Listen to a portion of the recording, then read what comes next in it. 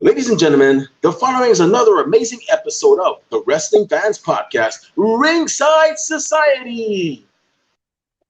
In one corner, we have the Monarch of Mardi Gras, the Baroness of Bourbon Street. When she is not co-hosting Ringside Society, she's on crazy misadventures, such as dressing up as one of the Road Warriors and picking fights with people, looking for the fabled Cobra Kai dojo, shopping for DeLoreans, and destroying people's dinners. Louisiana's own Kathy Knight. In the second corner, we have the greatest thing on God's green earth. No, we're not talking about money, Mary Jane, or Popeye spinach. He is the Trackle Dart of Ringside Society and Delaware's greatest American hero. It takes two to make a thing go right. He is Rob Bass, and you are not. And in the last corner, we have that ocean crossing, straight up Boston, flight catching, shot glass snatching, always on the go. Catch him if you can. Said his name in Guyana, now they love him in Japan. No cap, the worldwide star boy, Remy Blue. And tonight, our guest is a young lady who is making a name for herself in the great state, the Lodestar State, Texas. I don't have any exes in Texas, by the way. Thank goodness. I might have been a dead man by now. She recently did ring announcing duties for Renegade Wrestling Revolution's Rise of the Vixens 2. Everybody, welcome to the show, Emily Taylor. Woo! Thank you. That was an amazing introduction. Thank you very much. I love it. Yeah, thank you very much for actually, agreeing to do this. You know, we know that, you're a busy woman. You're busy, planning your next step in terms of ring announcing and so on. But we really and truly do appreciate you actually being on the show as well. We are one of those podcasts where we don't care if you are a wrestler, promoter, ring announcer, manager, bodyguard. We really don't care, even if you're a referee or whatever, or gear maker. We interview gear makers. We haven't interviewed gear makers yet, but that's going to happen. We still want to hear from you because you're one of the people that's responsible for making a show happen for us fans as well. So, yeah. And if you're thinking, well, why do you want to interview me? Well, guess what? Without the ring announcers, we wouldn't know who we're seeing. We would just see some guy fighting another guy. We don't know who they are. We don't know what type of match we're watching. So we might be seeing two guys climb a ladder, or we might be seeing two guys fight in a cage, but we wouldn't know like what the stipulations are. So if you're thinking, I don't know if you're thinking, but if you're thinking you're not important, no, you definitely are important to the show. So well, that's where we come in. Hey, no problem. And besides, I look at it this way. If we would interview Howard Finkel, Dave Penzer, Justin Roberts, and Lillian Garcia, JoJo, etc., then why not an Emily Taylor? Why not an Albert Armageddon? Why not a Miranda? Oh, geez. Rob, what was her name? I know you got Kathy. What was her name? Miranda, what's her name? Miranda Morales. Miranda Morales. Jay Davis. What's up, Miranda? Sorry, my bad. Or Jay Davis. So why not interview those people as well? I mean, they're working hard. So, but thank you. Yeah, I heard y'all killed it at RWR. Everything was great. Kathy said it was phenomenal. She was very happy, and you see, she still has a smile on her face. It's what, Saturday. It's now Monday. Yep. And she still has a smile on her face. For somebody that drove 5 hours to see to see a show, so that means y'all 5 really hours made it in the rain too. Beaumont was horrible. Pouring down rain, couldn't see anything. Had to put my hazard lights on. Yeah, I have family in Beaumont, and the whole day they were saying how bad the weather was over there. It was terrible. But we're glad you made it. So we're glad to have you out there. I'm glad that the rain didn't deter anybody because it was a really good show. Yeah. My shoes are still sandy though. I'm trying to figure out how to get wet sand off my shoes. Oh, I was wearing new shoes too, and I had to Me trudge in too. the mud, so I haven't cleaned them yet. So Emily, it's funny because I don't think Kathy mentioned. I didn't know you and Kathy knew each other. But what happened? How I happened to find out about you was because believe it or not, I have a Ringside Society 15 minutes of fandom book. I'll even show it to you. Give me 1 second. This is the first time anybody's ever seen this. Kathy and Rob don't even know about this. So I have a Ringside Society 15 minutes of fandom book. It's actually this bad boy right here.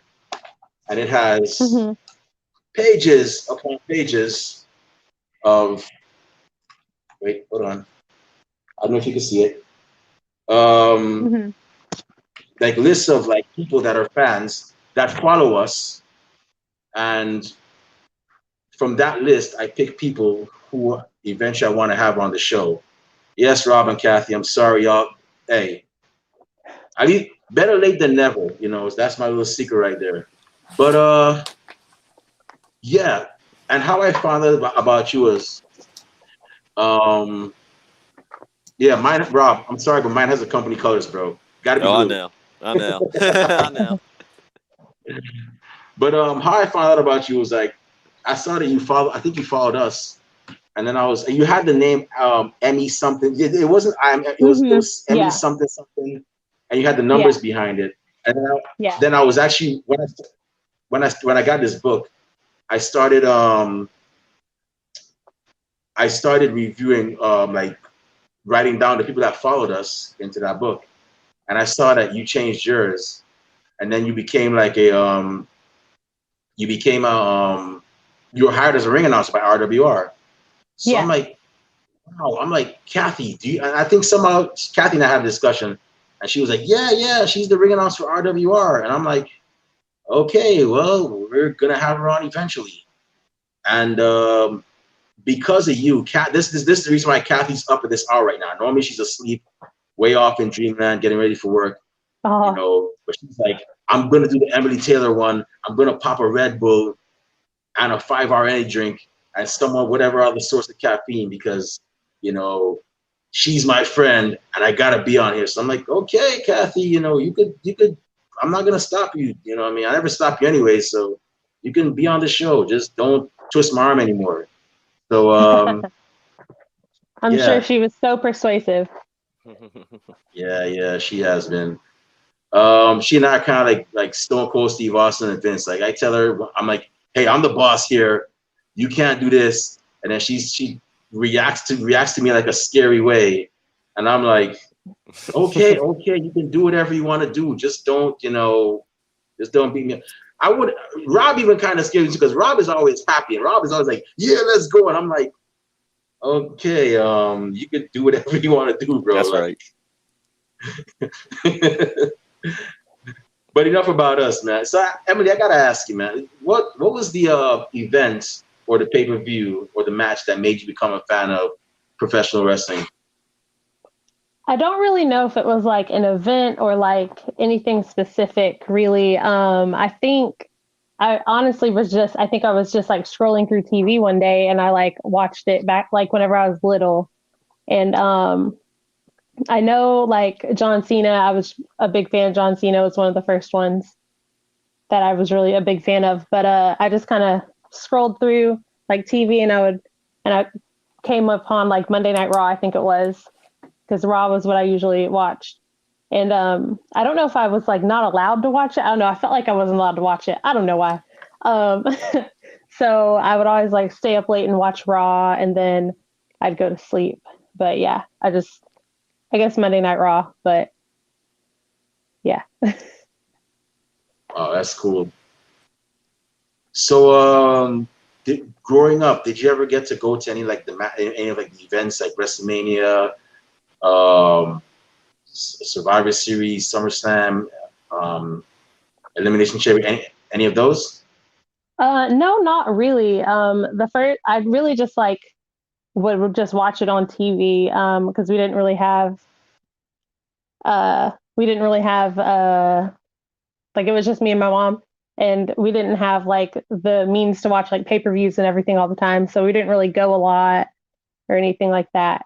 But yeah, I would always watch Monday Night Raw, and then but since then, like now that I'm older, I've seen SmackDown Live, and I've seen I went to the Royal Rumble whenever it was in Houston.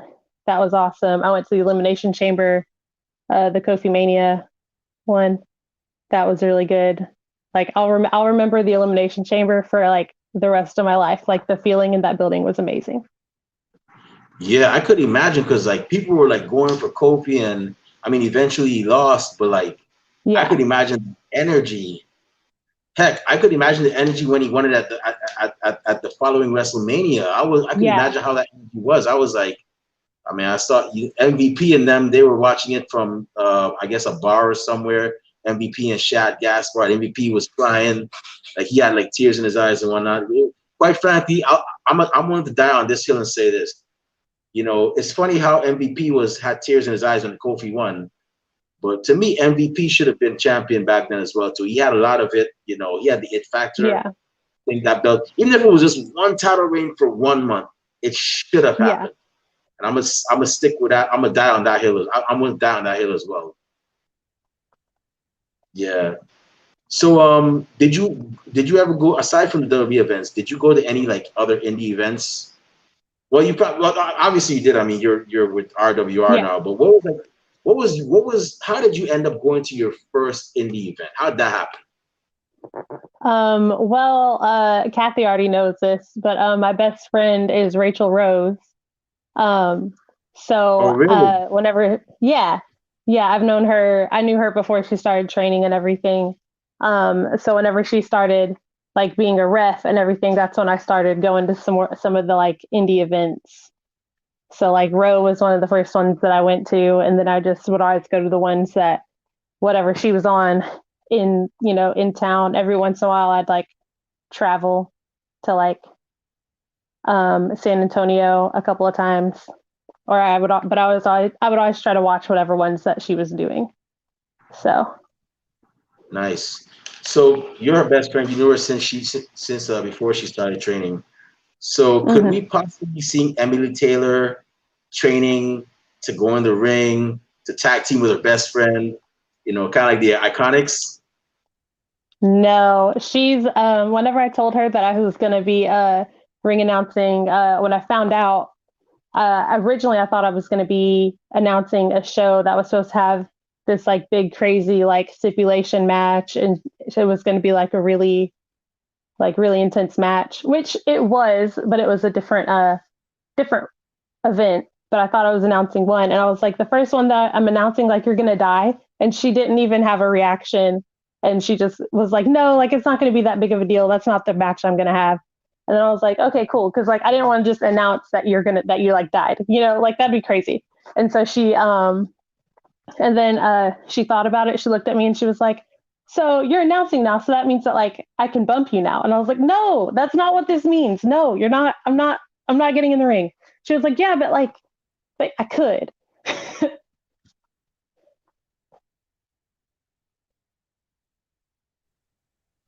Wow.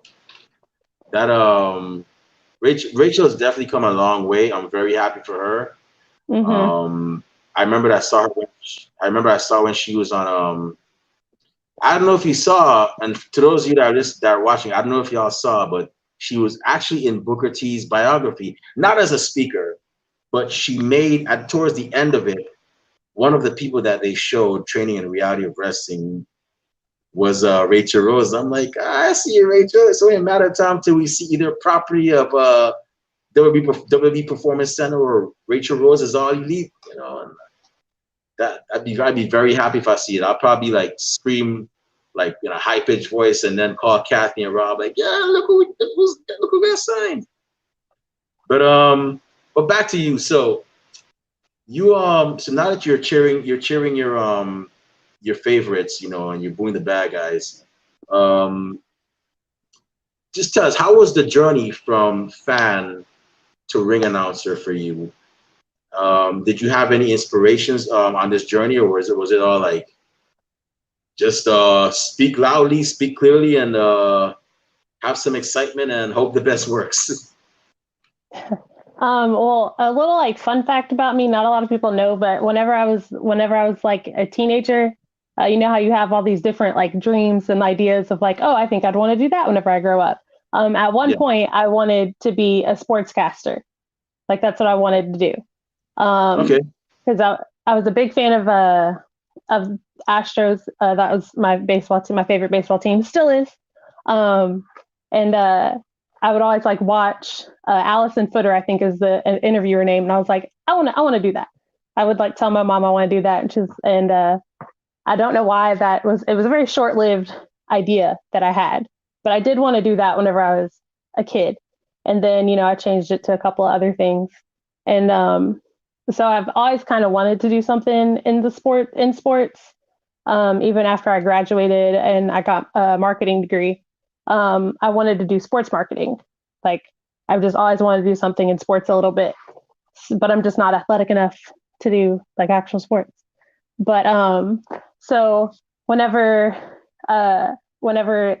Jacob, the general manager of RWR, posted that they were going to be restarting events and everything, and they were looking for a ring announcer and a commentator, I sent them an email and I was like, hey, I haven't done any of that before, but I'm really interested. I'd really like to learn. And so they said that they'd let me do it. And then once I found out that I was ring announcing, anytime I went to any of the indie shows or anything, or even watching WWE on TV, I would always like pay extra attention to the ring announcer and how they do things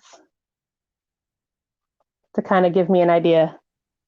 Awesome. So are there any wrestling ring announcers that gave you inspiration? I mean, who doesn't love Lillian Garcia, for starters? She's amazing. And as far as like indie ring announcers, well, just one of the ones that I always watch really closely is Chris Russo, just because I feel like he's just really, really good. And Jacob too. I can't not say Jacob, but he's really good too. They're some of the ones, like the indie ones, that I like just watch really closely. Yeah. By the way, I hope you were offended by that last comment I made with speak loud, speak clearly, so excited. That's pretty much what I do with when I do that little ring announcing thing. I mean, it's a little bit of improv, some road dog in there, but I just, yeah. Just, and then as time goes by, I add a little something on, like, to everybody's intros. I'm still working on one for Kathy. Well, no, actually, she had the Destroyer of Dinners. Mm-hmm. Rob had added one onto his own. I added a little something onto mine, but I don't add too much because it's not about me. So, but yeah. So when you started when you started ring announcing for your first event, were there any butterflies, or were you like, something, I got this, or was it like neutral? It was like a mixture of both. I was very nervous. I was excited. I was more excited than nervous, but I was definitely still really nervous because I just really didn't want to mess up anybody's names. And I just didn't want to, I wanted to make sure that I announced everybody. I didn't want to trip when I got in the ring, which I did do. But just a little stumble, but it did happen. And I remember I looked at Haley, the commentator, Haley Danielle, and I was like, she was like, it'll be fine. Like, just get up there and get in the ring like you normally would. And I was like, I've never gotten in the ring though. Like, I had never even gotten in the ring, so I didn't know like really how to do it. And I was just so like in my head about not tripping that I tripped. Yeah, it happens, but you get over it, and Yeah. Hey, you live, you learn. Look, it could have been worse. You could have been like a certain somebody who announced Randy Orton from Hollywood, or that announced that messed up Sin Cara's name. That was I'm not gonna call names because one day we might have her on the show, even though it might be next to impossible. But if you know, you know. But yeah. Yeah, But that was my my friend, that was my big thing, was just not messing up names. So I didn't do that. I didn't do that. So kind of. well, Kathy was very excited about being at the show, so you must have been like, she probably didn't even know it's a trip. And even if you did a trip, it was probably like a 5-star trip. You know, like only you can make the trip look good. You know, so It wasn't on Saturday. It was in March whenever I did it. So oh, okay, yeah. Yeah. all right, But it wasn't on title. It got edited off of the like stream on that's on Title Match. So it didn't actually get shown. So okay, that's great, that's great, that's great. So now that you know Rise of the Vixens tour is over, um, what is next for Emily Taylor and her ring announcing career? I don't really know of what is exactly next. I know in June we have another show on June 18th in Houston at Houston Premier Arena. That's going to be really good. I know we're going to have Ace Austin, and just know it's going to be a really big show. So that's the next thing I know of. I don't know of anything in between now and then. Oh, that's cool. I always knew Ace Austin was going to be a star. Um, yeah. So, in terms of, I just got like one or two more questions before I turn over to Rob.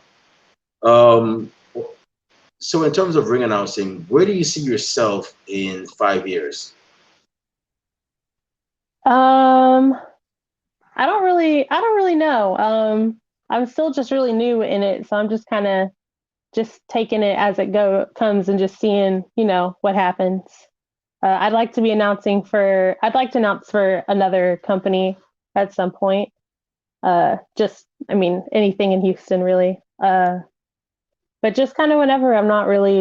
Haven't really thought very far ahead, just because I'm so new, still trying to learn everything. Cool. So, I know you're still really new, but Hmm. if somebody else was starting like right now and they had asked Emily, you know, I'm about to ring announce for a show all by myself. I don't have nobody I'm rotating with. What advice would you give that person? I know, like I said, I know you're fairly new, but what Hmm. advice would you give that person so far? I would just tell them to just like try and keep whatever they do to like keep their nerves in check. The show on Saturday was the second time I announced, and I wasn't near as nervous. The camera guys and like the photographer, they were kind of joking with me a little bit before the show, so that helped a lot. But yeah, just try and like just keep your nerves in check however you can, and just be confident, and you'll do good. And don't be afraid to ask questions. Cool. So for those of y'all watching, those of y'all listening, y'all got a little bit of free advice from a ring announcer right now. Next time she comes on this show, y'all might have to pay because she's gonna have a lot more experience, you know, as well. So you have to pay her for her time. So you got a little bit of advice if you're trying to become a ring announcer. So I'm gonna go ahead and pass over to Rob. I know Rob is chomping at a bit right now. He's probably gonna ask you some stuff about Marvel and DC and Star Wars and all that. So it's gonna Cool. be a long conversation if you're a fan of those. But Rob, go ahead, man. The floor is yours. All right, sweet. Thanks, Remy. So what's going on, Emily? How's everything going your way? Doing good, doing good. How's it going? I'm doing well. It was a nice, cool day today. Yesterday it was all in the 90s and it was in the 60s today. So, that Mother Nature temperamental kind of fickle stuff is going on here. I don't know Good. about your area. We're all still swimming, so it's been raining on and off since Oh, you're before still Saturday. But yeah. it's still raining. It's all out there your Yeah, way. it's very Oh, rainy. Yeah. oh man, Still that's very terrible. rainy in Houston. Oh man, are you? Do you have a boat? Are you? Do you have to go anywhere by boat? Is your car, stuck in the Not driveway? not Canoe? yet, not Not yet. yet. I was a little worried it was going to get stuck at the show. Like we pulled Oh, in and it was muddy, and I had to pick up someone from the airport, and I looked at her and I was like, if we have to get my car pulled out of here, I'm going to cry oh because it was man. just so muddy. See, that's where you should have brought like a raft or Kathy. something. Oh, Yeah, what? Say what? Kathy was there, so she knows. She's nodding her head. She knows exactly what I'm talking Oh about. no, yeah, she was complaining to us about these, sand in her shoes and stuff. You know what I mean? Like, Rob, I Yeah. don't know how you go to the beach and stuff all the time. You know what I mean? I got sand everywhere. I'm like, join the club. Just gets used to it after a while. It's Anytime wet I go sand to the too. beach. It's not just sand. You're Oh, like, oh, like sprinkle it off. No, it's Oh wet, yeah. like muddy Mhm. sand. It will mm, not come off my Yeah. shoes. I'm mm. trying. Yeah, anytime that I go to the beach, I'm like, yeah, I'm so excited to go to the beach, and then I'll get to the beach and I'm like, why? It's so sandy. I don't.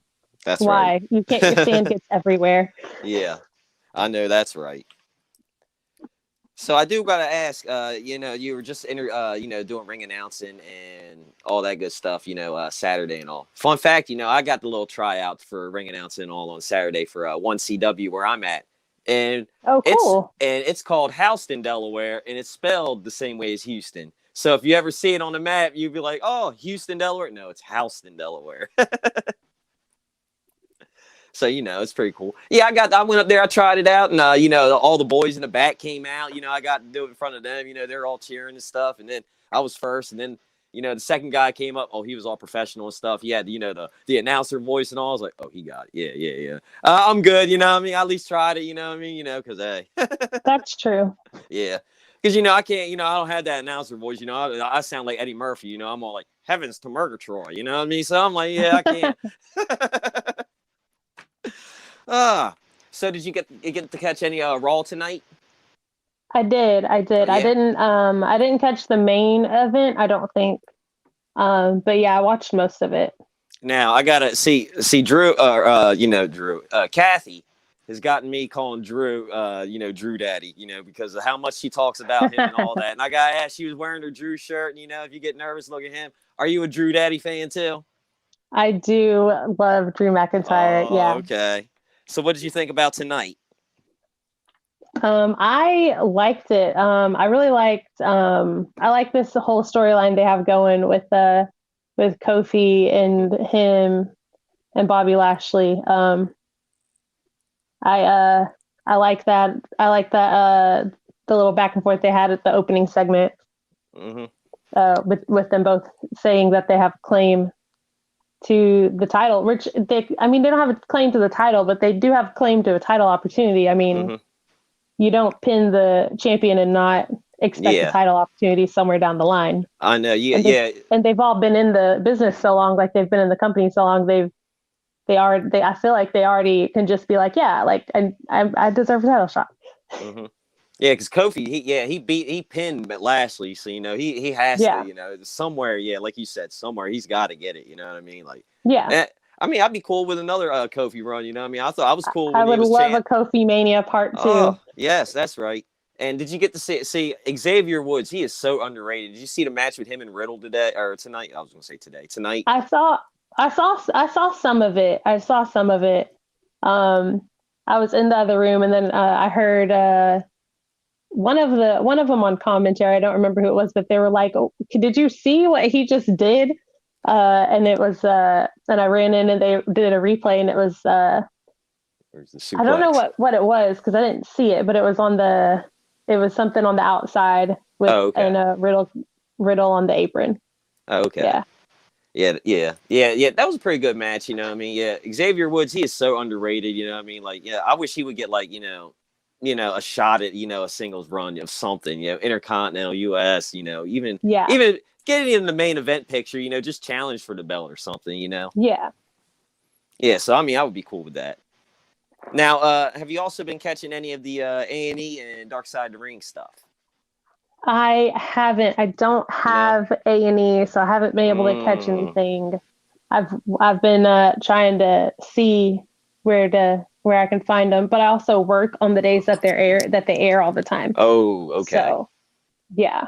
Oh yeah, that stinks. Yeah. See, they had one yesterday of the Ultimate Warrior. I think it was yesterday. Mm-hmm. And I know Dark Side of the Ring is also doing one on the Warrior, and I'm kind of holding off, and I want to watch them both around the same time to, go, what's a little different here? Because one, the A&E, it's like WWE Productions, the Dark Side of the Ring, they're doing their own thing, you know what I mean? It's like, this is like what's for sure. So I kind of want to see that little, grittiness and all that good stuff, man. I'm kind kind of a little excited for it. Now, when I was doing a little research, you know what I mean? I was sitting here, I'm looking, and you were probably just like me. You were a dog person. Now, I got to ask you about your hounds. You know what I mean? What kind of hounds do you have? You know what I mean? What are their names? Because they look awesome. They are pretty awesome. I have two, and I'm not at home because they would bark and be loud, so I can't show you them. But I have two. Pickles, he's 9, and he's a Beagle Jack Russell mix. I got him from the shelter whenever he was like 4 months old, and he was like 11 pounds. Now he's like 25 pounds. And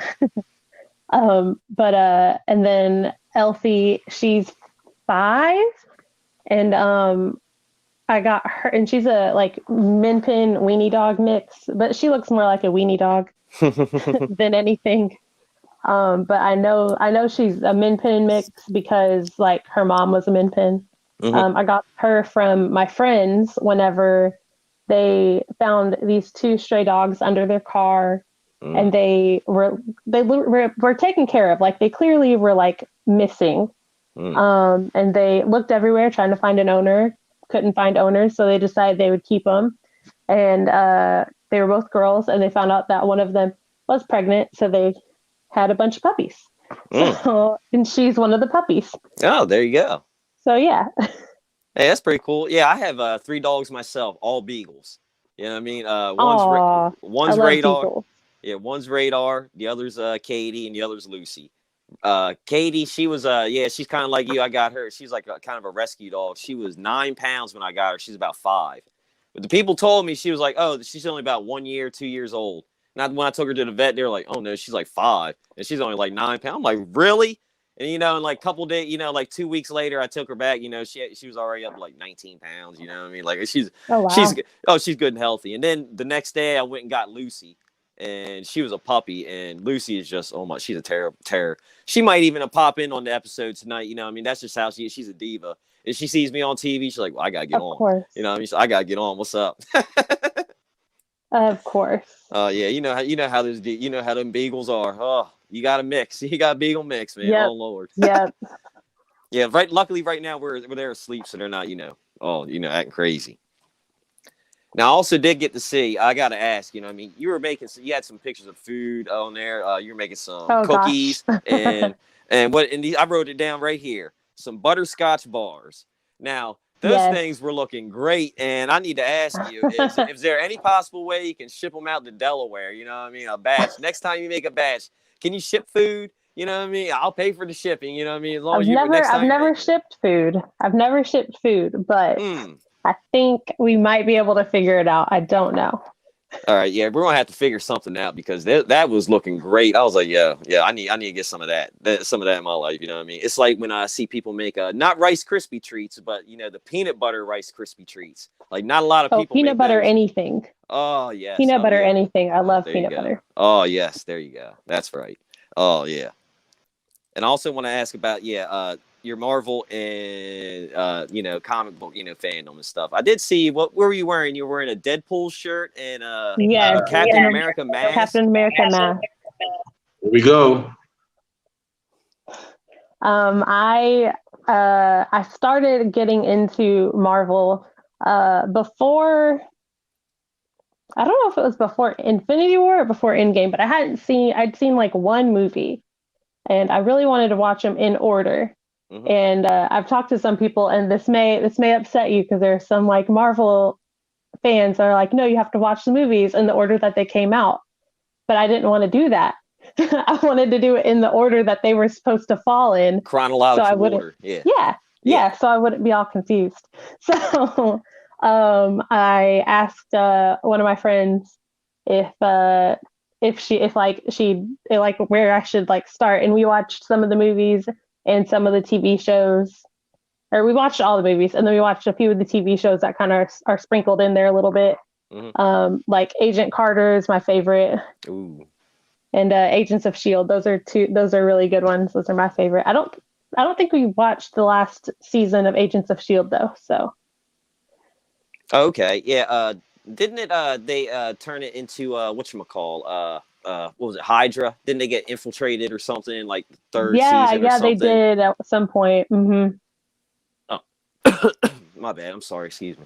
But yeah, so what's your favorite Marvel movie? Like, or any of like, or is Deadpool your favorite? Like, any Captain America?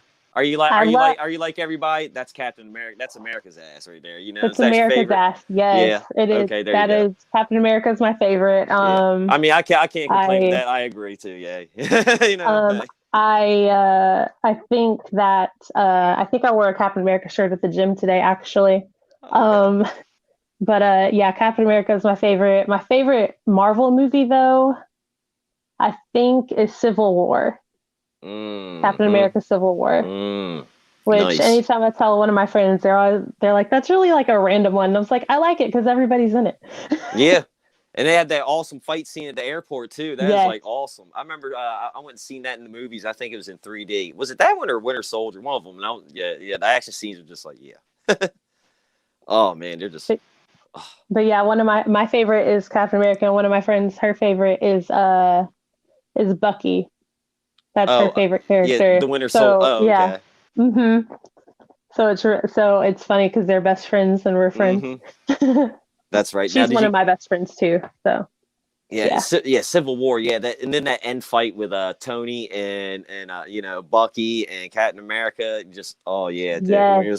He was like, I could do this all day. It was like, man, you gotta choose a side. It's like, yeah. They both have great points, but it was like Iron Man is like, he killed my mom and dad. You know what I mean? So it was like, yeah, I did not see. I didn't see that coming, and yes.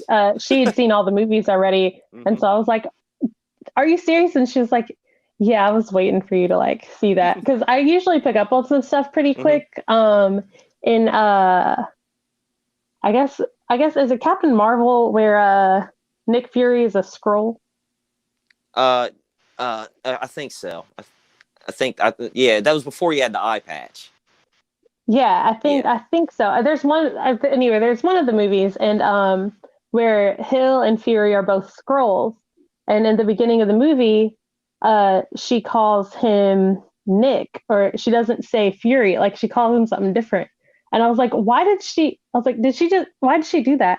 And she was like, I mean, that's like her daughter. Like it's like that's like I feel like she'd be able to do that. And I was like, I don't know, I think that was kind of weird. And then at like the post-credit scene, they both like change into like Skrulls, and she's like, how did you know? And I was like, I didn't know. I was like, I didn't know. I just thought it was weird. That's great.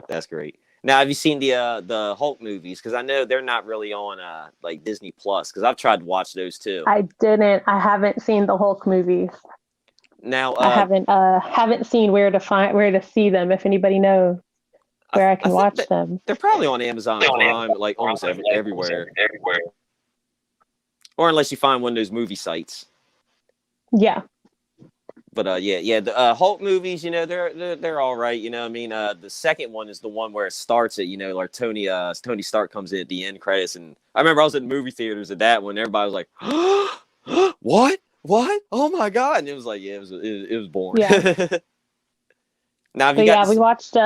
We watched Endgame. We did watch that in theaters. I think that's what we watched all the movies to either watch Infinity War in theater or Endgame in theaters. Oh, okay. But I watched Endgame in theaters.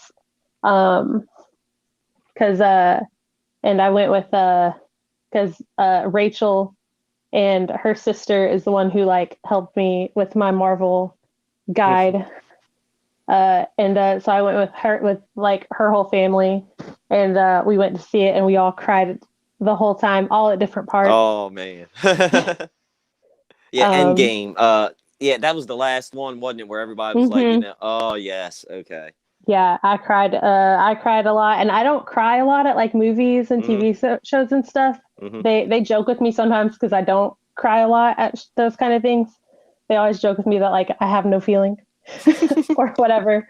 But so anytime that I do, like I'll cry at a TV show or I'll cry at a movie, I'll be like, man, this just got me, because we watch a lot of the same shows, and I'll be like, just be prepared, because like it made me cry, so you're gonna cry like the whole time. Oh man. Sure enough, she'll text me, and she's like, I was not ready for this show. Like I was like, I told you, it made me cry.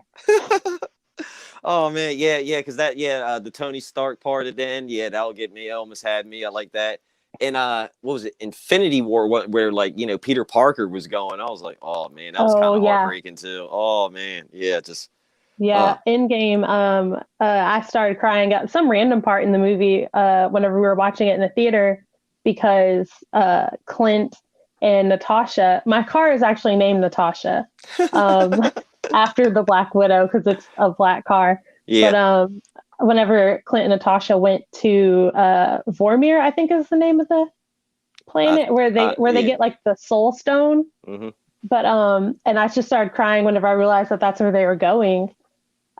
Because of what happened in Infinity War, like someone had to die, and I just started bawling, and like they looked at me, and I was like, you don't realize what's happening, and they were like, what, like what? They're just, and I was like, and like, so then whenever it happened, they just were bawling, and I was like, thank you, thank you for getting here to this That's point, right. because I was already done crying by that time, but yeah, because I was great. like. And I asked them, I was like, you didn't realize that was what was going to happen? And she was like, no, I did not know that. I was like, yeah, the second I realized it, that's why I was crying. And they were like, oh. Okay, that's right.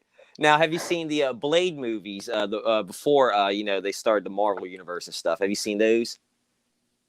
No. Oh, with Wesley Snipes. Oh, they're great. Number 3 has Deadpool. Well, Ryan Reynolds, you know, he's not Deadpool yet.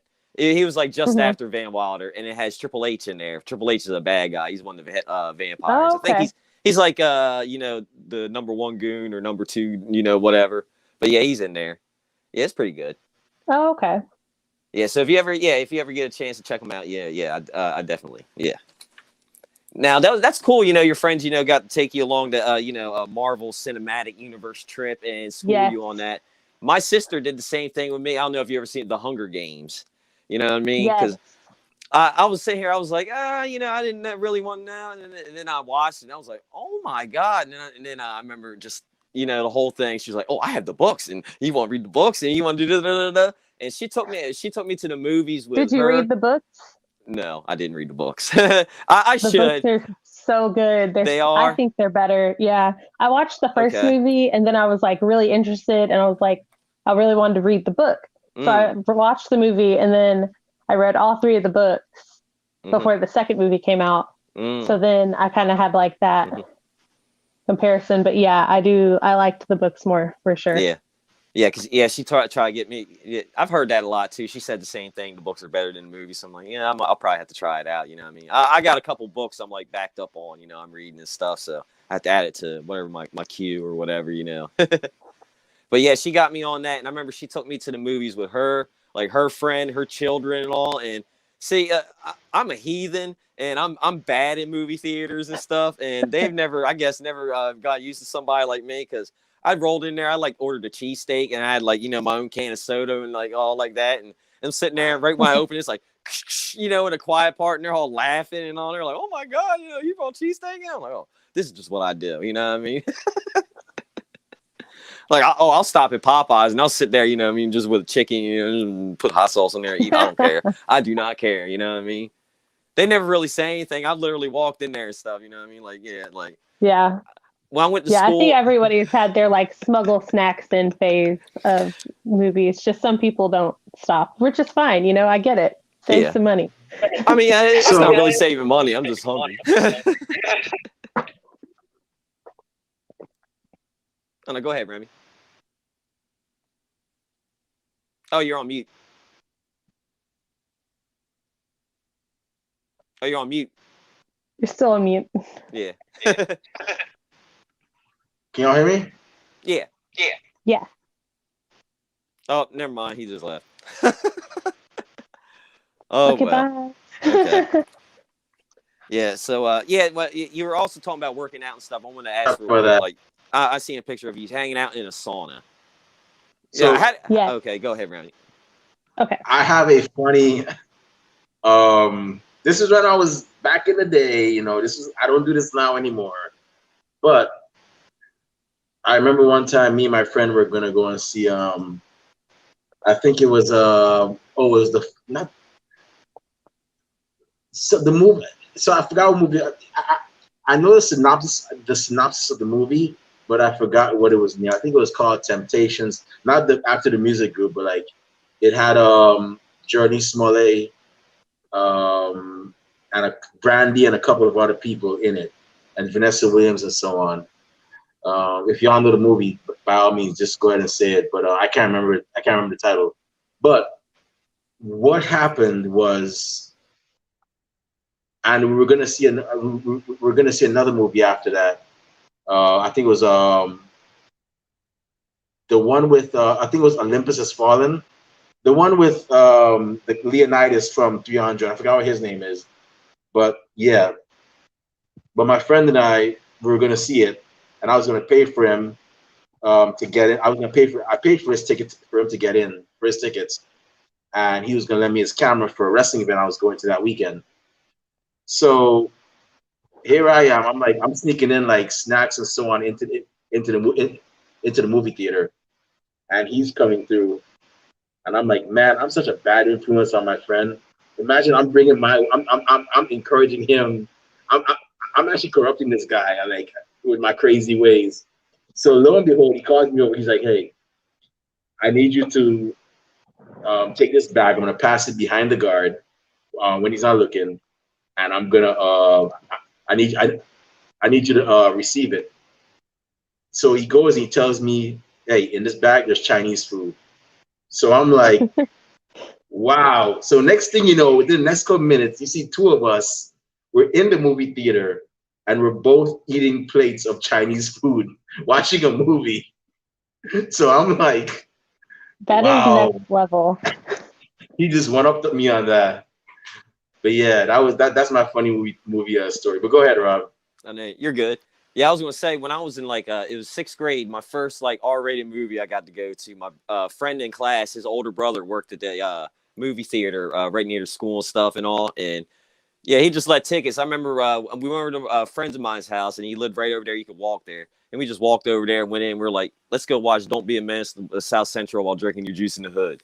We walked in there, and it was like all grown ups, and you just see like 3, however 6th grade or 10, 11-year-olds just sitting there, every joke just laughing. Just, oh my God, they were probably looking like, where are your parents at? Like, what kind of children are? Oh my Lord, like these people here. So yeah. Now what I was saying, when you're working out and all, you go into a sauna. What? How? Aren't you in Texas? Isn't that hot enough? You know what I mean? Like you got to go in a sauna. Can't you just like step outside? Yeah. So the reason, a lot of times I'll go in the sauna like towards the end. I do that not really in lieu of doing cardio, but like, sometimes I'll do that and I won't do as much cardio. But during whenever the gym was closed, and even now, like our sauna at our gym just opened back up. Mm-hmm. But whenever it was closed, I had to figure out other places to work out at, and so I started doing more stuff outside. So I would go to like, there's a couple of parks that are around that I'd like work out at. I'd do like a deck of cards workout. I've done that a few times. What's a deck of cards workout? What's that? What do you like? So you pick like 4 things, like you have it be like squats or sit-ups, push-ups, or whatever, but like 4 things of them. And because I got an app on my phone, but you could use it with just a deck of cards, but then you have to remember stuff. I don't know. Okay. But you would pick certain things for each like suit, and then whenever it would come up, like if it was the like ace, I think they have the ace to be 14 instead of 1. Okay. Yeah.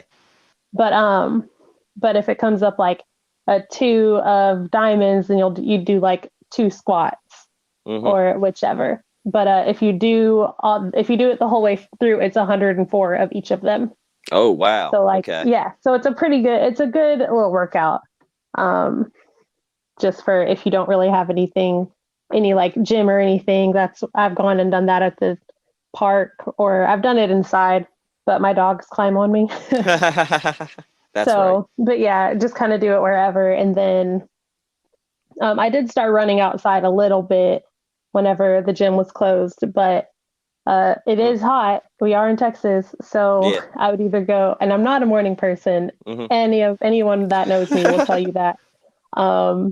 So I would go like later in the day, before the sun's about to go down, so it's not super hot, because I don't really want to run out in the dark. That's not safe.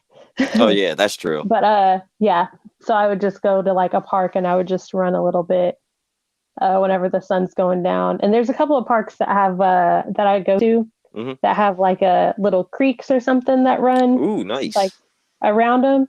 So I'll like run like a mile or two, and then I'll like grab my water bottle out of my car and I'll like sit and just like look at like turtles, or I saw ducks at one of them that I'd never seen ducks at the last time. So yeah, and just kind of like sit for a little bit. Yeah, hey, nothing wrong with that. Yeah. Sitting there being one with nature, you know what I mean? Yeah. Yeah, I don't blame you. Yeah, I wouldn't jog at night and all or anything, you know, especially in Texas. Don't y'all have what y'all I wrote down? Chupacabras out there? Yeah, you ever come across those? Because I'm not trying to. Yeah. No, we do. I have heard of some snipe hunting though, for sure. Oh Lord, the snipe hunting. Oh man, they tried to get me with that in camp.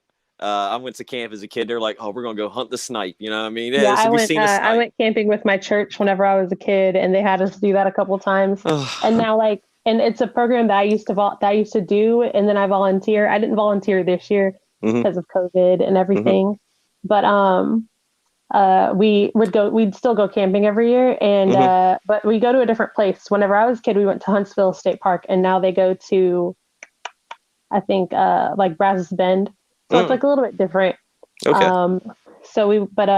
Whenever I was a chaperone, I'd be like, are we going to go, like, are we doing snipe hunting? That's right. Like, no, why would we do that? And I was like, why are we not doing it? Like every year, like we did this every year when I was a kid. It was great. That's what I would do. I'd make them go snipe hunting. Like, yeah. And one of my friends was that did it with me. Well, he was one of the leaders whenever I was a kid, just because he was just like that much older. He was a little bit older than me, but I like grabbed him and I was like, are we gonna go snipe hunting, like for real? And they're like, no. He's like, no, we're not doing that. We don't do that anymore. I was like, why? I was trying to get him to like convince them. But yeah, we just did just regular campfire stuff, which was still fun. So. Yeah, it's cool, you know what I mean? Yeah, I guess, you know, s'mores, tell ghost stories, do it, the usual stuff, you know? Yeah, that's pretty cool. Now, before I, pass it over to Kathy, because I know she's getting ready to put me in a headlock or whatever. I know she's trying to talk, chat with you and stuff, you know what I mean? So I got to ask, from, you only announced a couple times. I mean, do you have any funny, backstage or road stories or something, go and pick people up or something you can share? I mean, you can change the name to protect the innocent if you need to. I really don't, other than whenever we were during the first time that I was announcing, Jacob, he makes the cards, and like for me to read off of, for like where everybody who's sponsored by who, and like where everybody's from. And we had a Legends match, and so there were 3 of them, and he didn't write anything down, and he was like, you're gonna have to go ask them. And I was like, okay. And we went back and started doing other things. And so like right before the show's about to start, I like look and I'm like, Jacob, I still don't have this information. He was like, go tell somebody he was like, go ask the guys. And I was like, I don't know who I'm looking for. Like, I don't know who these 3, like, I don't know who the talent is. I've never met them. So he was like, okay, go ask so-and-so to go, like, to show you where to go, point you towards them. And I was like, I don't know who that is either. Like, I don't know who I'm looking for. I don't know who anybody is. Like, I was like, I know Rachel, I know Roxy, like, I know Brian, Keith. I was like, that's about all I know. Like, I don't know a lot of people. And so he was like, oh, so he got up and he sent me back there. And so I was trying to like write down a bunch of stuff, because it was like their last match. So they wanted it to get them announced right. And I wanted to announce them right. And they and one of them, he just like put his hands on me. I want to say it was Johnny Reed. I think that's who it was. He was like, is this your first time announcing it? And I was like, yeah. And he like like stepped right in front of me and he grabbed my hands. He was like, "Stop shaking. You're going to be fine." And I didn't even realize that I was shaking. And I was like, "I'm fine." And he was like, "I mean, you're shaking. You're not." He was like, "But you'll be okay." Like, but yeah, that was one of the really, really sweet things. And I don't have any other like crazy road stories just because we haven't really driven. I haven't driven whenever I was announcing for anything, but I have had one of the shows that I went to in one of the New Texas Pro shows that I went to. I would always ride with Rachel just because that's like a 7-hour drive, and I don't really want to make that. I don't really want to make that drive by myself. And you're still in Texas, right? Yeah, Oh, still in see, Texas. I can't fathom that. You know what I mean? So when I drive 7 hours, I'm like, 20 states away. I'm like, I'm a long way. I can get to Kathy. I can't imagine that. No, not 7 And see, hours. I can't imagine that. Remy. Yeah, me to Remy, I can get to in about that time. Yeah, and I can't imagine like driving 7 hours and like being 3-4 states over. Yeah. Like that's crazy. That's like I could drive 7 hours towards like Louisiana and I'd still be in Louisiana. Mm-hmm. Yeah, I think if I go straight up, I can hit Canada. I can be in another country in 7 hours. Oh wow. Yeah, that's crazy. But yeah, so we went. So it's like a 7-hour drive, and I don't really want to make that drive by myself. Oh yeah, I would, but I just don't really want to. So I would always ask her like if I could just like ride with her, and she was like sure. So we went to it, and we wound up having to pick up Kylie Ray from the airport. So I had to go a little bit out of the way to go get her, and then to take them to the show. But every time that we went to stop to like go to the bathroom or whatever, I always managed to pull over, just take the next second sentence, like, okay. And it was always like the sketchiest little gas stations. And I'm like, there's so many good gas stations. Like there's so many Buc-ee's, and we couldn't find one. Like every single time we pulled over to the sketchiest bathroom. But I think my favorite road story is not even whenever wasn't even like to a wrestling like indie wrestling show or anything. Mm-hmm. It was the first time that I went to see SmackDown. Ooh. We went to San Antonio. It was me and Rachel. And we went to San Antonio, and I had a like little bitty white Honda. It was a little 2-door, like shouldn't have gotten there and back, but it did. And I had just gotten it fixed, and the guy that fixed it, he was one of my friends, and he was like, "You're going to San Antonio, right?" And I was like, "Yeah." He's like, "You're driving this?" And I said, "Yeah." And he was like, "Okay, well, he was like, go the speed limit. Like, don't worry about speeding or anything." And I was like, "Okay." And he was like, "It should get there, and it'll get there and back." And I was like, "Okay." So it did, and so I did, and I did drive over the speed limit because I'm in Texas.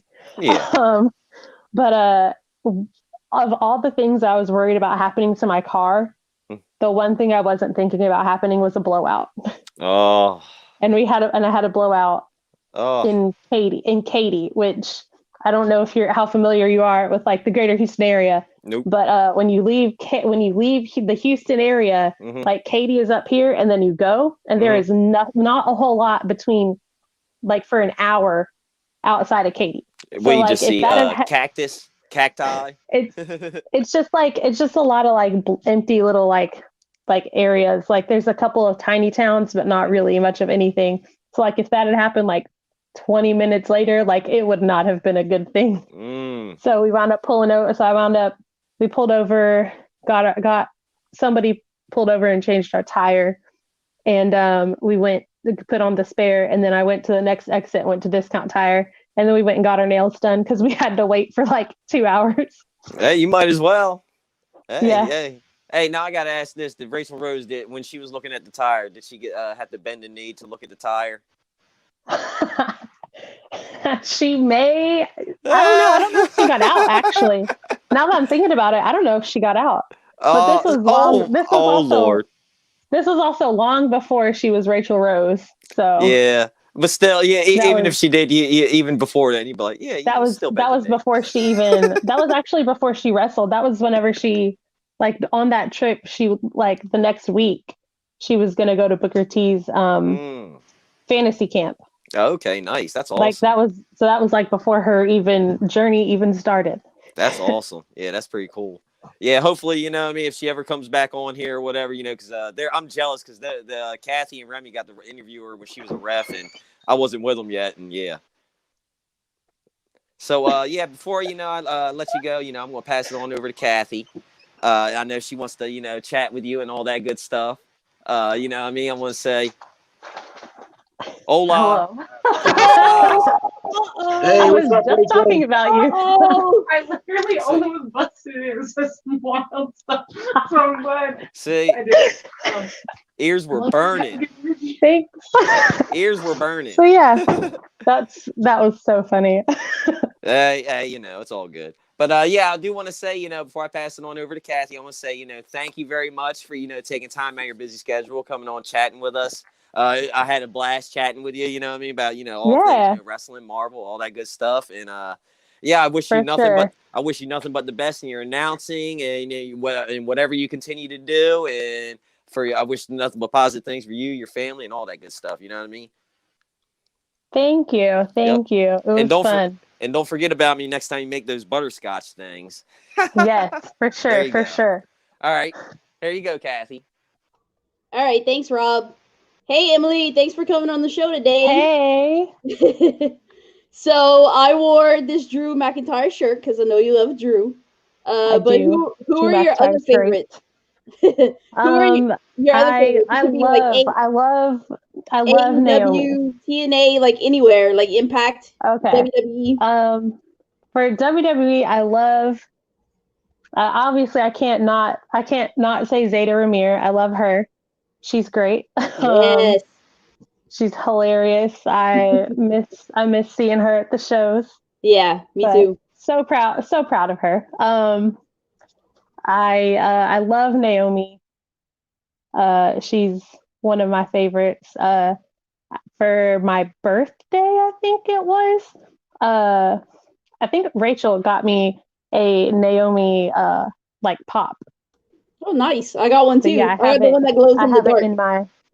Oh, cool! I don't think I have that one, but yeah, I got it for I want to say my birthday, either this year or probably this year, because last year, COVID, not a lot happened. But yeah, I think it was for my birthday last year, and then I love Bianca Belair. AEW. I mean, can I say Rachel? Rachel's been on AEW. Yeah, she's been on there. Yeah, she might kick you if you don't say it.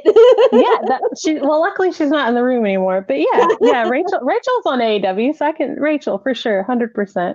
Yeah. Yeah. And Ring of Honor, obviously Roxy. Yeah. Roxy, Hyon. Yep, Hyon's been on there too.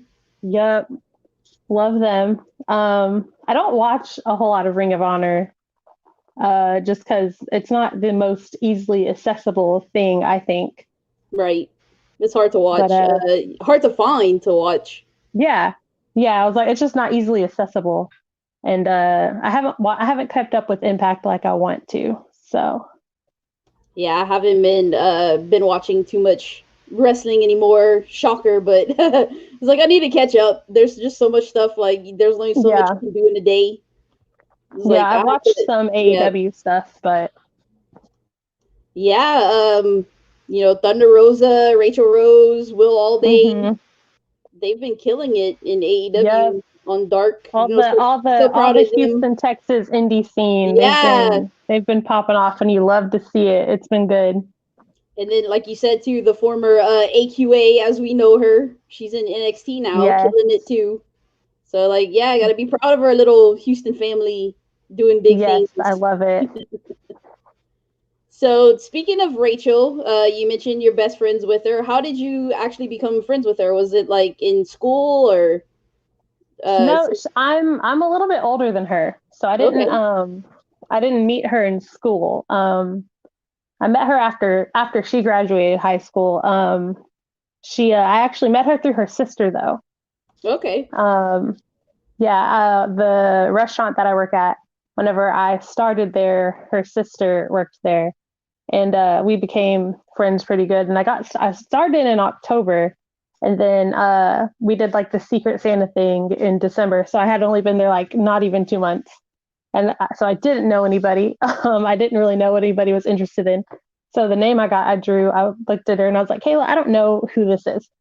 I don't know. I know who it is, but I don't really know. I don't know what to get her, like, you know? And she was like, okay. She's like, well, I'm going to go to the mall. When I go to the mall, I'll let you know. And I'll take you with me and we'll find something. I was like, great.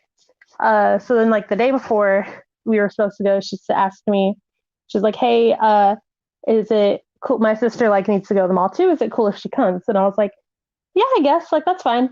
And comes Rachel. So yeah, that's where I met her. That's how we met, but we didn't get really close until she started working there also. So that's awesome. Yeah, because you're always at the show supporting her, and you're like you're like the other little, not little sister, but the other older sister. Because there's her sister, her dad's usually there, and then there's you too. Yeah. So like, like the extra addition to the family. Yes, absolutely. That's why I'm at her house doing this interview, because my dogs are loud. But I told her, whenever I told her I had the interview, I was like, I might come over to your house and do it because my dogs are loud, And I was like, are you gonna be home? And she was like, no, I'll be at work. And I said, okay, well, I think I'll probably come over there and do it. Well, thanks, Rachel, for loaning your house to Emily and making a cameo again. Before she like super kicks me or anything, do you have any like crazy stories you said a few of them before, but just hanging out with her or going to like wrestling shows together, or like, not necessarily backstage stuff, but like stuff before the show. You have any crazy stories? Not quite, like, not necessarily, but whenever we were talking the other day, and she was like, you remember whenever when I met you? I was like, yes. And she was like, remember you said, you were like, I asked you if you like wrestling, and you were like, I used to watch it when I was a kid. And I was like, I do remember that. She was like, look at us now. I know, right? And I was like, look at us, just growth. Champ over there, and Miss Champ, and then Miss Ring Announcer. Yeah, all grown up now. Yeah. So, speaking of ring announcing, so did you have like any communications classes, or did you take any classes, or is it just like on the job training right now? I mean, it is a lot of on the job training for the most part. I did take some like communications classes in college, just like that I have to take. But other than that, whenever I was in college, before I changed my major to marketing, I was going to go originally for teaching. So I did do a lot of like student teaching, some in that regard of talking in front of people. But I've always said that I like talking. It's easier to talk to a room full of kids than it is to talk to a room full of adults, because you can sound dumb and kids don't know. Like, they just think that you're like weird or whatever the case may be.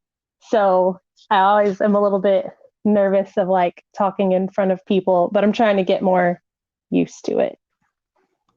Yeah, marketing actually has like, it's in the communications umbrella. So yeah, that would be taking communication classes, learning all that. So it's pretty good for that kind of thing. I had talked to Jacob about it. He said he took like English classes. So I know I had. I would hope he takes English classes. He's an English teacher. I would hope. Yeah. So I had to take a bunch of English classes, and I actually hated English because my major was mass communications. So, like radio and TV and stuff like that. So yeah, and I hated English. Like, I could write, but like to talk, I was just like, ugh. Writing essays and stuff, I was just like, ugh. Yeah. But I did well. One thing I did not expect whenever I was like, I'm going to go for teaching, I did not expect the amount of papers that I would have to write. Yeah. And a lot of them, like, they were short, like smaller papers, like page and a half or so. But every time that you do like an observation in a classroom, because there were some where you had to have like 16 hours of observation for like the semester or whatever. And each time you did an hour, you had to write a paper. And it had to be like a page or so. So I did not expect that much writing whenever I originally decided to go for teaching. Yeah, those essays and papers killed me. I'm like, what am I writing? Why do I have to write this? Like, all these 1-page, 2-page essays on books and stuff. I was just like, get me out of here. I don't mind writing papers though. One of the funniest things I ever did was my mom was a huge Elvis fan, huge. And I had to write for a history class, had to write a paper about Elvis. And I remember I sat on the couch with my laptop on my legs, and she was sitting in her wheelchair. She was in a wheelchair, and she was sitting there, and I was like, I need to write this paper on Elvis, and it needs to be like 2 pages. And I like told her what all needed to be on it, and she just started talking, and I wrote a whole entire paper just from words that came out of her mouth. And then I just went and like looked up sources. And I got an awesome. A. Yeah, when when you had to write papers on something you were passionate about, that was different than just this book that I can't stand, and like I don't need to, like, why am I writing this? But yeah, the interesting stuff was pretty cool, like to write essays. That part was cool. Yeah. But the other stuff was kind of boring. It was like, Yeah, we're having to stretch papers. Yeah. So as we talked about earlier, you and I were both at Rise of the Vixens. You were announcing, and I was in the audience and everything. What was your favorite moments and favorite matches of Saturday night? Oh, all of it. I loved like that whole entire show was really good. There was a little bit of a rough start with like traffic and everything, and the weather was not good that day. So traffic was really bad on like getting some people there, and we had to change the card a few times. But even once the show started, we were kind of taking it by ear for a little bit. But once everything got started, it wound up being a really, really good show. I really enjoyed it. I think I liked all the matches. Like all of them were really, really good. I really enjoyed everything because it was my first time seeing a lot of people. It was my second time seeing Nyla Rose wrestle, but the first one was at Mission Pro. So that was good. But that was my first time seeing Nyla Rose. My first time seeing Holly Hood, Haley J. So it was really good. I really enjoyed it. Jasmine and Holly Hood's match was really, really good. I think I've only seen Jasmine wrestle one time. So like I didn't really know what to expect from that one. That one was really good. Roxy and Sunny Kiss, obviously. I didn't expect anything less than it to be amazing. So, and it definitely delivered. Yeah, it definitely did. I hadn't seen some of them too, like Holly Hood for the first time I saw her. She's a character. Like her eyelash fell right in front of me. Oh, she pulled her fake eyelash off and it fell right in front of me. I took funny. a picture of it too.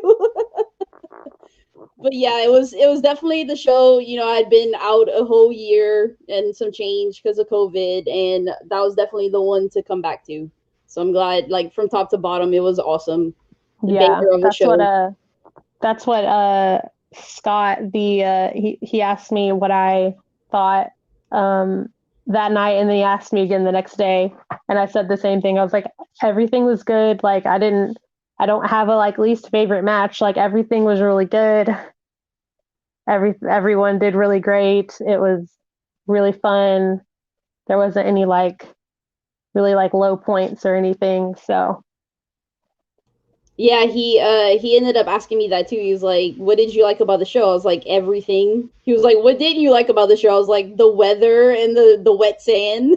Yeah. But I mean, if that's all the problems you have, you put on a really good show. So yeah, all the things that he asked me, like what were the pros and what were the cons, and all of the cons were just like the first hour was just very, very play by ear and very disorganized just because of traffic and people not being able to get there on time. So that was the only thing that I didn't like, that I kept having to be like, who's next? And he's like, I don't know. But yeah, after we got back into, the order of operation, so to speak, it went really smooth, and it was a really good show. Yeah, as somebody watching, from a fan's point, you couldn't tell that, I'm sure everybody was scrambling behind the scenes and stuff, but as a fan, you couldn't tell. It went pretty chill, like nobody knew anything. So it was pretty chill. So that's actually good. Like if you can hide the chaos, you're doing pretty well. Yeah. So I have 2 more questions before I turn it back over to Remy. One of them is, how awesome is Kevin Bernhardt in real life outside of wrestling? Oh my gosh. How much did he pay you to ask that? Nothing. You're working too cheap over there then. Yeah, you're definitely working too cheap. I told him whenever he was like, I was like, they just like sent me like the stuff about it, like it's like real, and he was like, be sure to answer the question on how great I am, and I was like, they're not gonna ask me that, and he goes, yes they are, and I was like, no they're not. No, Kevin's great. Yeah, so Kevin popped up in my messenger and he's like, she's asking for like interview. She's asking for interview advice, and I told her, calm down. And he was like, you were like, no, you never good. Nobody's gonna answer that question. He's like, challenge accepted. And so like he told it to me, and he's I'm not surprised. He was like, you're awesome that you're gonna actually do this. So Kevin, I did it. You're welcome. And yes, Kevin, you are awesome most of the time. Not right now, because I was really hoping no one was going to ask that question. But no, Kevin's great. We've gotten really close since like COVID has happened and everything. I asked him for advice a lot. I asked him for notes because he was at the show. I asked him for notes on my announcing and everything, but yeah, he's really nice. Except when he puts you on the spot, like just now. Yeah, the 3 of us took a picture Saturday night. We did. Yeah. So the last question that I have is, what do you think of Scott Bruce? I like Scott. I'm sure how much Scott probably didn't pay you for that question either. No. Man. You're working too cheap over here. No, you're right, Kathy. I'm gonna have to bump up the price next time. People ask me these questions. But no, yeah, Scott's great. He's been really nice. He's helped me a lot with trying to calm my nerves and everything, or try to at least at the shows. When I got in the ring at Rise of the Vixens the first time, I don't know if you heard him, but he was like, "She didn't trip." Yeah, I did hear that. I did hear when he said that. Yeah. But yeah, he's been really nice. He's helped me a lot. I talked to him a lot.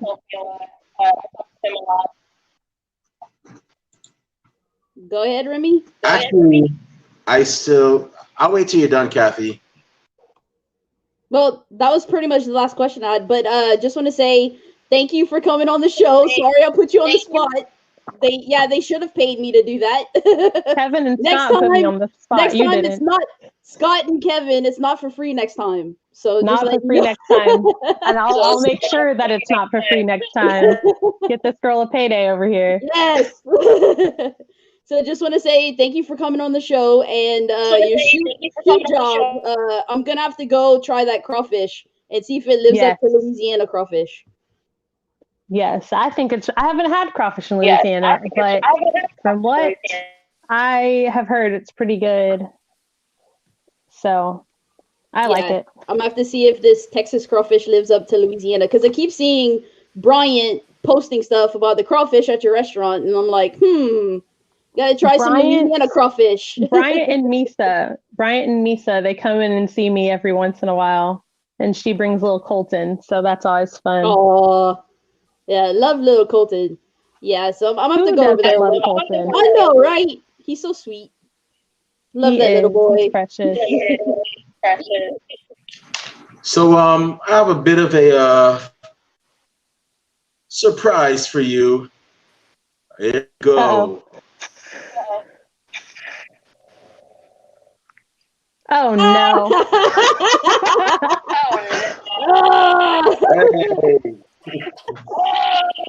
Hey. Hey, Scott. Scott What's Bruce, welcome to the show, man. Welcome back to the What's show, up? actually. Thank you. Straight up, I want to say one thing. Yes. If that girl hadn't been there Saturday, I would have had a heart attack. She was a big help. Emily is a very important part of the success of what was Saturday. She was helping me a ton. And that's the reason I'm not in ICU intubated right now. I feel like Your Highness also did a lot because whenever I stopped, I got tired of running up the stairs every 5 minutes. Like after every time I announced, I got tired of running up the stairs to go ask the girls something. And so I just started asking Your Highness. So shout out to him. He was great. Because I was like, I would just need you to like run upstairs. Like I was like, it's hot. Like the AC is not working. I'm tired of running up these stairs. I'm gonna need you to go do it. And every single time he was like, yeah, for sure. Or one time I had to send him to go find you. So yeah.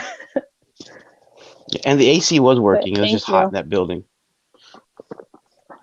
I don't think it was. Like I think that's a lie. Yeah, and I then don't know, we're Kathy, going. was it hot for you, Kathy, sitting in the chairs? Was it hot for you? No, not really. Ugh, Not you're not really. helping me. I guess I wasn't doing too much. Although I did have to kind of move, like Alejandra sat on my merch. She Oh, crushed my poster.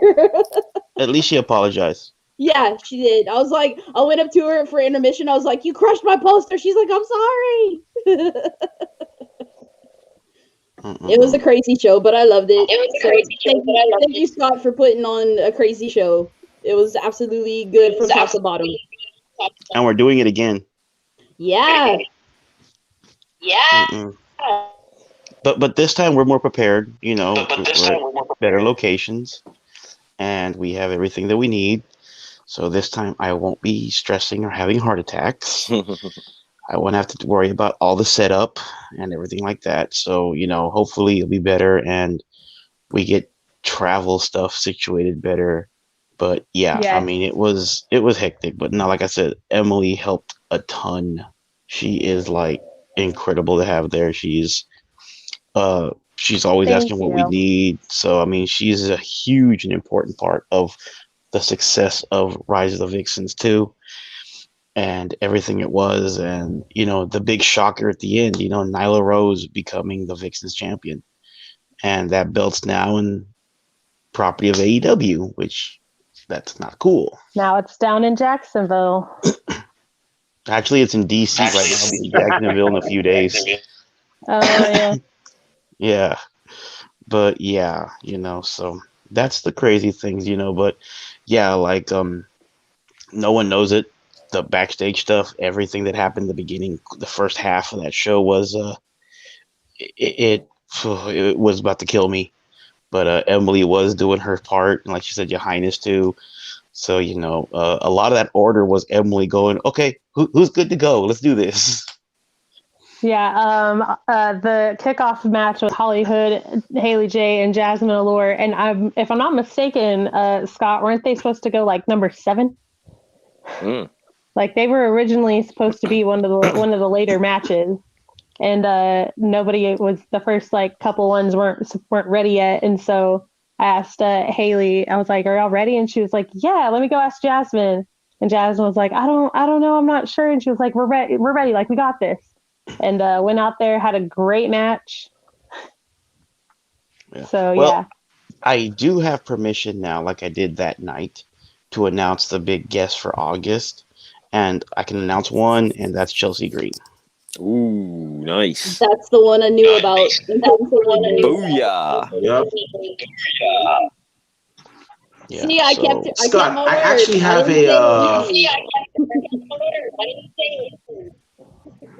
if you ever have Vixen's tag team, women's tag team title, well, Vixen's tag team titles. Vixen's is actually like the women's division. If you do, I gotta talk to you offline. We gotta talk offline. Kathy, you may know where I'm going with this. Rob, I hope you do too. Emily, I know you definitely don't unless you've been watching us hardcore. But Nope. I got Oh, I ideas. am a belt maker. Yeah. But it's something that's never been done before. I'm surprised nobody has done it yet. But we'll talk offline. Yeah, and if you Yeah. like it, I mean, just a suggestion. And Well, I mean, we'll talk offline. the goal, honestly, is to do both companies kind of split them, have RWR as its priority, and I really want to get the Vixens into their own thing, because I know I'll be in for a headache, but I really I feel that the vision of women that we have is so strong that I can easily separate it and I can focus with the Vixens and their area, and then the men focus with their stuff. So I have all the faith in the world. Like I said, Saturday was hectic, but everyone that was involved, forgive me, was such a big help. And so that's the end game for me. Actually, is I want to get them both to where they're their own entities eventually. Awesome. Well, I heard that your show was phenomenal. Kathy was still smiling ear to ear, even after a 5-hour drive to and from Texas. She's still smiling. It's damn near like past midnight, and Kathy normally doesn't do like late night weekday shows. And when I mentioned Emily Taylor, she's like, "I'm coming on for that show. She's my best. She's my friend." And I'm like, okay, don't let me stop you. I mean, I don't, I mean, whatever y'all want to do. And yeah, so got the hound. I just wanted to say, Scott, I did hear him. Was that Akko or? Yeah. I do want to say I did hear him in the background. Yep. There's my hound. Since one of Rob's hounds last time decided to come on, Yeah, I had to let mine come on real quick. He had to make his appearance. That's right. He feels important. Yeah, old Lucy first. Mine would have made theirs. Oh, mine would have made their debuts. That's why I'm not at my house. We would have loved it, the entire time. We would have loved it. He's on the phone with me all the time. I'm constantly telling them to stop barking. Yeah, honestly, Emily has become like a friend that I can talk to if I'm going through something or if I'm having difficulty. Emily's become like one of my good friends with it. She's always, she has my back, and she could tell I was stressing, and that's one of the big things. And she stepped up huge to make sure that I was good, because I was going through a lot of personal things all last week. So she really she helped me out a ton during that week, and at the show especially. So that's why I really did want to come on here and just tell everybody, she is new in the announcing game, but we notice it. Emily's getting so much more comfortable every single time. So as soon as because we see her out there in the beginning, she gets it, and as soon as everything starts getting to where you see her comfortable, you start seeing where she's becoming her own. And just wait, give her a little bit. She's gonna be one of the best ones around, pretty much, because she's got it down, and everyone loves her. So except for when she called Hollywood. I didn't call her that. Oh yeah, that was your friend. Sorry. That was Rachel. Yeah. So now and it was hilarious. It was. Yeah. Now I get those messages that she was ready to come back, and she wants to take her spot in as the top dog, as she puts it. That'll be a good match when it happens. Well, I definitely hope I can actually get to attend the RWR show. Kathy was very excited for it. She was posting about it like every day of the week before and all that. And we had a good number of women that were on that show on our own podcast here, coincidentally. And yeah, Hopefully one day I can actually get to experience one of your shows real soon. But I just gotta say, Scott, thank you for actually making an appearance. I definitely appreciate it. You guys are always welcome to come on here. So when's the next show? You said it was June. June 18th. If you're following Twitter right now, Joe Alonso called out Fuego del Sol. I am waiting to hear back from Fuego on if he wants to do the match or not. I know Joe wants it. We got what?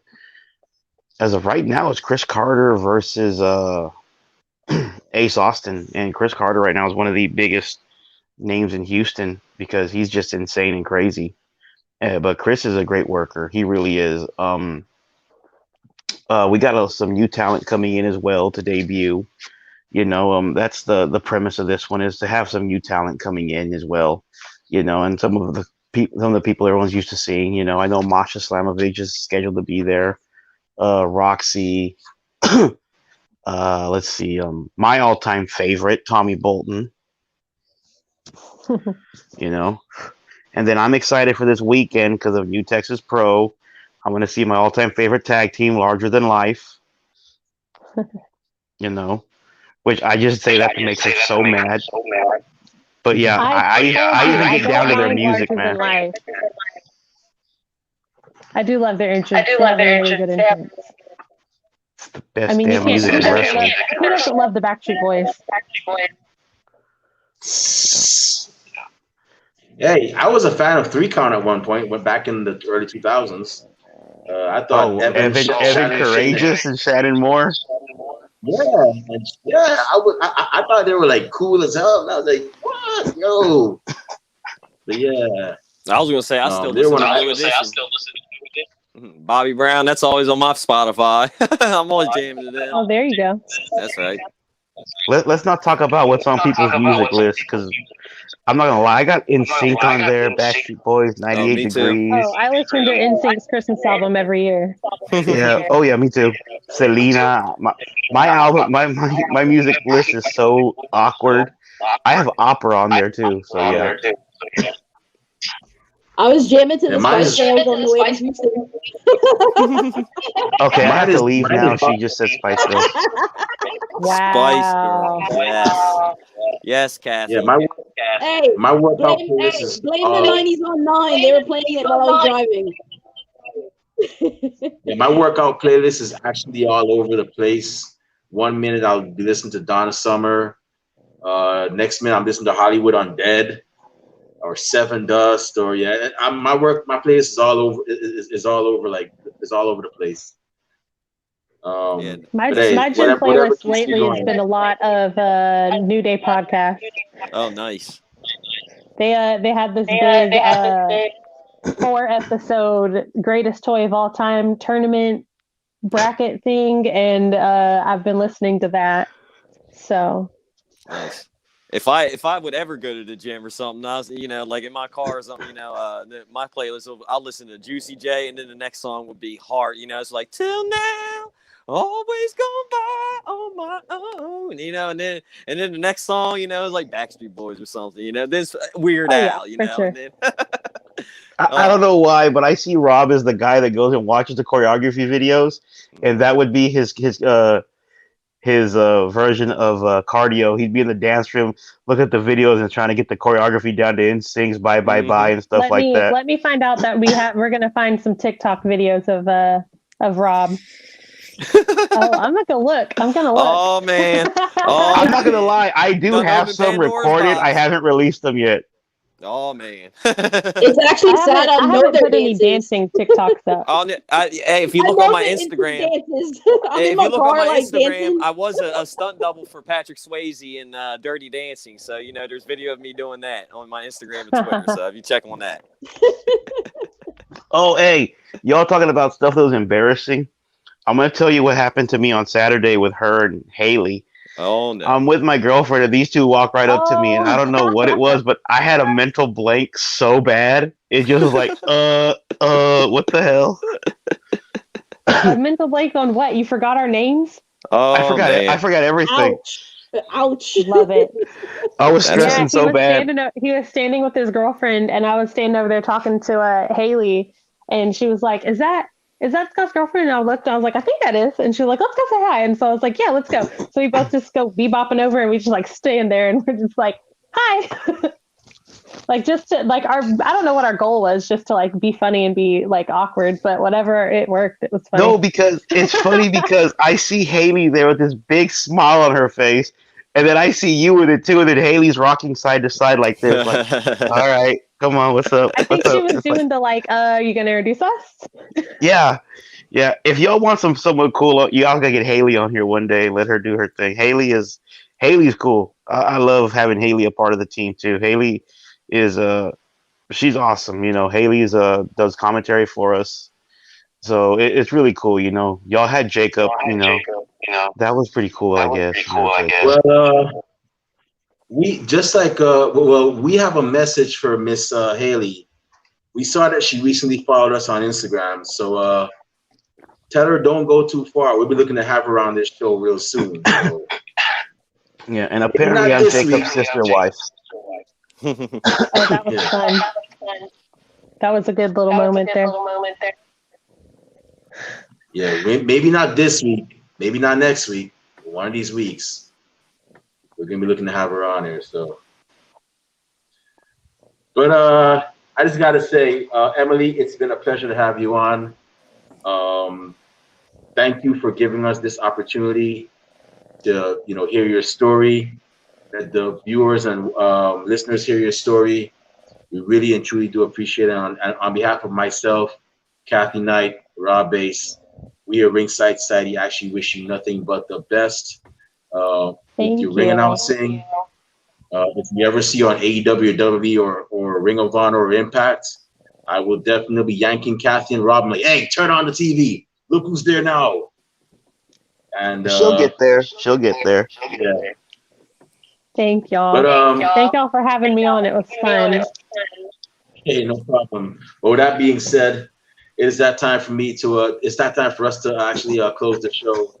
My eyelids are getting a bit heavy, so that means it's time for a little bit of a nap. But I gotta stop stealing Kenny Omega's lines. That guy's gonna kick my ass one of these days. But Emily, where can fans find you on social media if they want to find out when your next appearance is? Where can bookers and promoters find you if they want to have you on their shows? Well, I'm on Instagram and Twitter at I'm_Emily_Taylor. Awesome. Mr. Bruce, once ask for you, thank you for actually making another appearance on our show. We know you're a busy man as well. You just came off of a phenomenal show, and now you're actually working on another show next month. So I just have to ask, where can fans find you? Where can fans find you on social media if they want to find out when the next RWR show is, or if they want to purchase RWR merchandise or all that good stuff? Merch is coming. We do have some shirts. We're getting some more merch made.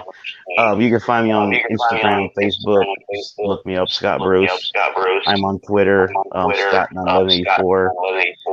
And RWR is Renegade Wrestling Revolution on Facebook, RWR Pro Wrestling, and I think it's RWR Houston on Instagram, if I'm correct. Awesome. I think it's those of y'all RWR listening and watching. Yeah, she would know better than me. Let's say I tag it a bunch, so I think it's RWR Pro Wrestling. But So for those of y'all listening and watching, make sure you follow these two great people. Make sure you follow RWR. They're doing great things so great that even Kathy's driving 5 hours to and from just to see their show, and then doing a show late Monday night. So definitely make sure you follow the two of them as well. And with that being said, speaking of Kathy Knight, where can fans find you on social media if they want to be on our show for 50 minutes of fandom, or just shoot the breeze about wrestling? And where can wrestlers and promoters find you as well on social media? So I'm on Twitter, Instagram, YouTube, Twitch, and Discord, all at BLUE70517. Everywhere. And like I always say, if you pop out of my closet, please make sure you have a Whopper. I will be very upset if you do not. But Rob Bass, where are you at on social media? If, fans want to be on the show. If bookers or promoters want to hire you for security, over there being modest. And where are you at, man? Yeah, you can find me on Twitter, Instagram. I'm on Twitch. Also, it's Rob_Bass82, and YouTube and Facebook, Rob Bass. Cool. I'm trying to be like Kathy. He's getting there. I'm getting there. Everywhere like me. Yeah. I'm following her. I'm following her around. I'm in her bushes, doing what her moves are. Y'all are actually kind of like corrupting me now, because now I'm actually acknowledging that I have a Facebook account. So with that being said, if you want to follow me on social media, not that I have anything interesting to say, you can find me on Twitter at @TheRemyBlue. You can also find me on Facebook under Remy Blue. It's a picture of me at WrestleMania 28. Don't be afraid. Go ahead and add me. Go ahead and follow me. I'm not that bad of a guy. So he deleted me. He didn't even accept my friend request. Wow. I didn't see it. I don't think I saw it. I gotta check. But our podcast is also on Instagram at Ringside Society. Our podcast is also on Twitter at Ringside Society. We also have a Facebook group. It's called Ringside Society, if you guessed it right. But we don't have anything to give. But definitely follow our group.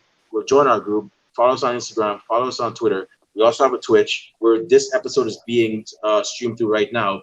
And we also have a YouTube channel. Yes. So definitely subscribe to our YouTube channel. We have a lot of awesome interviews like this one, the one with Mr. Scott Bruce over here, and many other interesting people as well. So definitely go ahead and follow our YouTube channel as well. We also have a Teespring store. We have a lot of cool shirts there as well. All proceeds from that go back to keeping Ringside Society afloat. So with that being said, we just want to thank everybody here that tuned in tonight during this late hour. I know a lot of you are like, damn, y'all got me up so late, but we really truly do appreciate that. To those of you that are going to listen to us later on via our YouTube channel or our Facebook group, thank you in advance.